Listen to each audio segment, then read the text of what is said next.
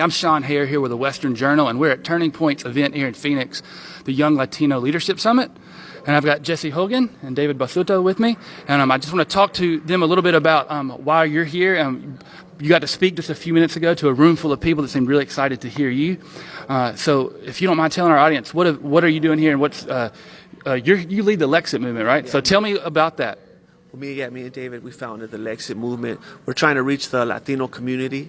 We're just tired of the left and the fake media manipulating minorities for votes, basically. That's what because most minorities have godly moral values that align more with conservatism with the Republican Party. So we're just trying to reach our people, because everybody's welcome in Lexit, any race, whatever, it doesn't matter. But we just feel that who better to reach Latinos than other Latinos. So that's what we're trying to do. We're trying to bust the fake news narrative that it's only rich whites or whatever that are Republicans. We're showing that we're Latinos. Me and David, we're just regular Chicanos from the hood, and we're Republicans. We support Trump. We want the wall. What would you say to someone who isn't familiar with Lexit? How would you describe it to them? What is that about? It's about Latinos, reaching Latinos to exit the Democrat Party. So it's like Latino exit. We're like a grassroots movement. We're trying to reach the Latino community, just give them facts, knowledge, and just telling them to get away from the left. We're trying to save the country from socialism, and we just love our nation. David, how would you say it's going so far? It's actually going real good. We just started this back in November, and now we're closing in on 70,000 people that have actually liked the Lexit movement page. We're creeping up on 80,000 for total follows. And then of course we also have the Hispanic Conservative page too. We have that up to 80,000 people following it. We're just trying to take the message that's geared towards the Latino community, so they hear it from us, because the Democrat Party has basically put every race and ethnic group in a little box, and then told them that anybody outside this little box is against you and bad for you. So we're going in there, we're going to kick the door down on that box and free our people and tell them, no, you're Americans, and everybody in this country, we're all one. Enough of the separating each other and saying, oh, well, the white man's doing this to me, or if it's a black person, them thinking that the white person's out to get them. It's not. It's just the left manipulating us and basically turning us against each other so they can stay in power, and we've had it with that.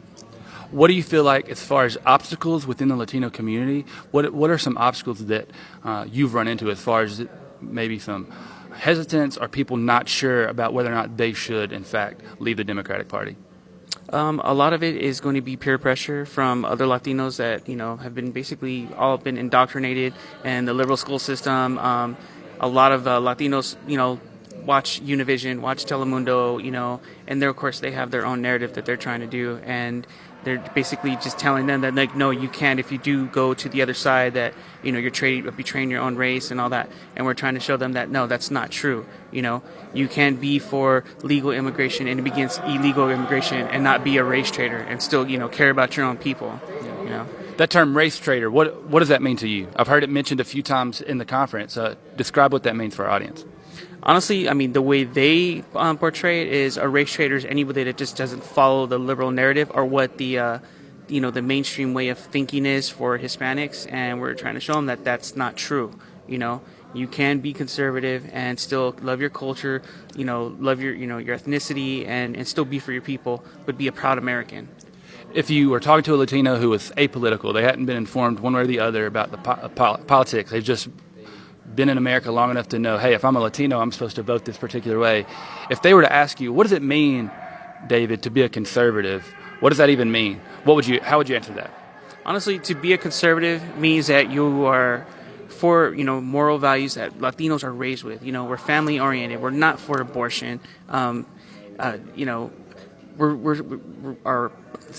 Our values more align with the Constitution of the United States, and most people don't realize that. They just hear gossip and people just assuming that because we're Latino, we should be on the side with the left, and that's just not what it is, Yeah. Thanks. I noticed last night when I was reading a little bit about you and I got to hear you speak that your faith is really important to you, and I was commenting earlier to Charlie Kirk that it seemed that a lot of the speakers here were very vocal about their faith. Why is your faith Well, one, I know why it's important. Does that connect at all to how you feel about the culture and what you're trying to accomplish for Latinos? Yeah, it means everything to me because I put God first above all things, and so does the Lexit movement.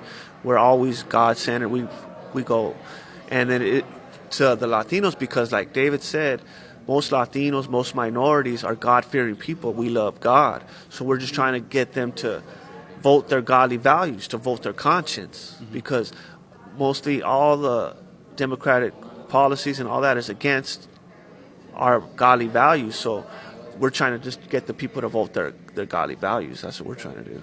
If you got to send one message to Latinos that were on the fence about what they should consider when they think about Lexit, what would you want them to know? I'll just say to do their homework, to just stop.